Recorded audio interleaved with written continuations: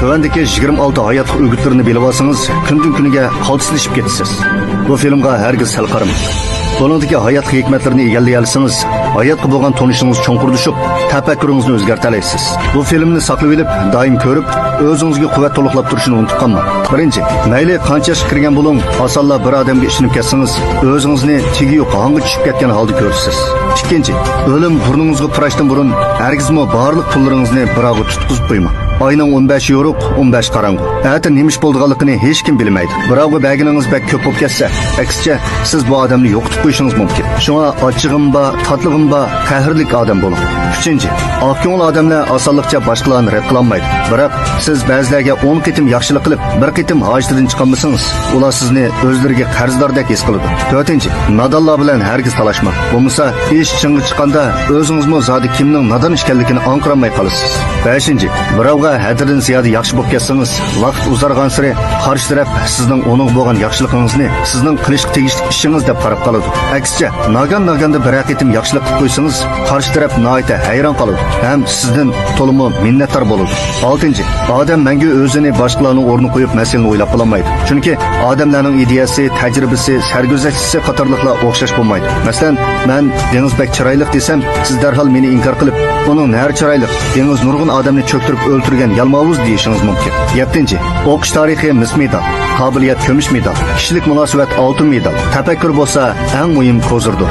8. Hech kimning sizning vayroni usti beshingizdan halqib o'tib, sizning qanchalik qaltisligingizni bayqash majburiyati yo'q. Ham uncha ko'p vaqtim yo'q. Shunga siz cho'qim usti beshingizning pokiz, ratlik, yarishimliq bo'lishiga kafolat qilishingiz kerak. Bu sizning odam bo'lishdagi eng aqalli hurmatingiz. 9. O'zingizning boshqalarning ko'nglidagi o'rnini bek yuqori deb qarayapman. Amaliyotda ko'pincha kishilar faqat sizga hojat tushgan chig'dila, ondan sizni esiga elishadi. 10. Siz boshqalarga nafratlansangiz, bu boshqalarning parvoyiga kirib chiqmaydi. Biroq siz boshqalarga nafratlanaman deb, oqibatda o'zingizning usti beshini qon qilib olasiz. Shunga hargiz boshqalarga nafratlanaman deb vaqtingizni va zehningizni isrof qilib yurmang. Siz qancha qo'rqqan sari sizni bo'zaq qilganlar shuncha ko'paydi. Siz hech nimadan qo'rqmasangiz, aksicha hech kim sizni bo'zaq qilishga jur'at qilolmaydi. 11. O'zingizning qanchalik chiroyli ekanligini o'zingizmi bilmagandek holatda o'zingizni tutib yurasiz. Buni biz salofat deymiz. Sizning shuncha ko'p pulingiz va talentingiz borligini boshqalar bilmasa, buni biz tarbiya ko'rganlik deymiz. 12.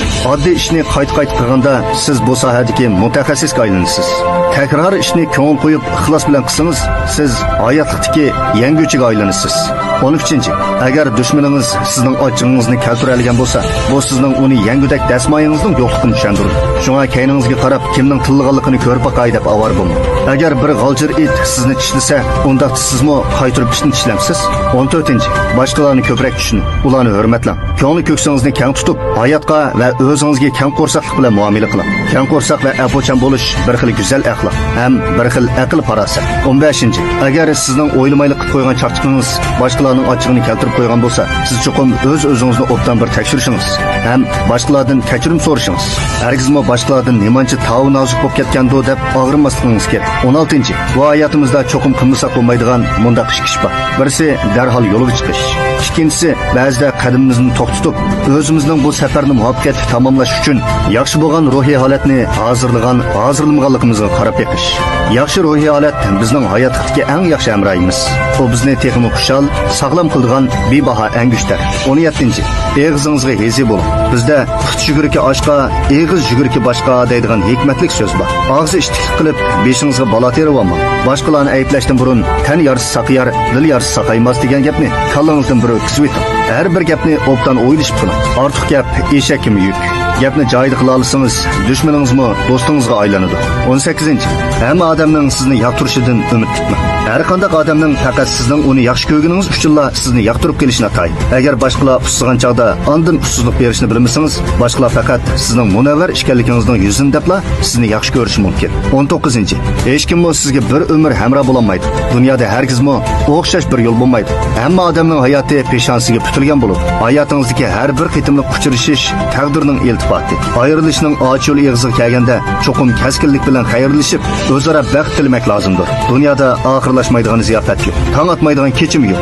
Uchrashish bo'lgankan ayrılışning bo'lishi muqarrar. Tanishish taqdirdir. Shunga har kimning o'z yo'liga ravon bo'lishi cho'qimla yuz beradigan ish. 20. Hergiz boshqalarning sovg'isini xohlagancha qabul qilmang. Har qanday bir sovg'ining cho'qim bir muddosi bo'lib, faqat sizning boshqalarga qaytarganingiz boshqalarning kutgan yerdan chiqsa, uning yo'li boshqa.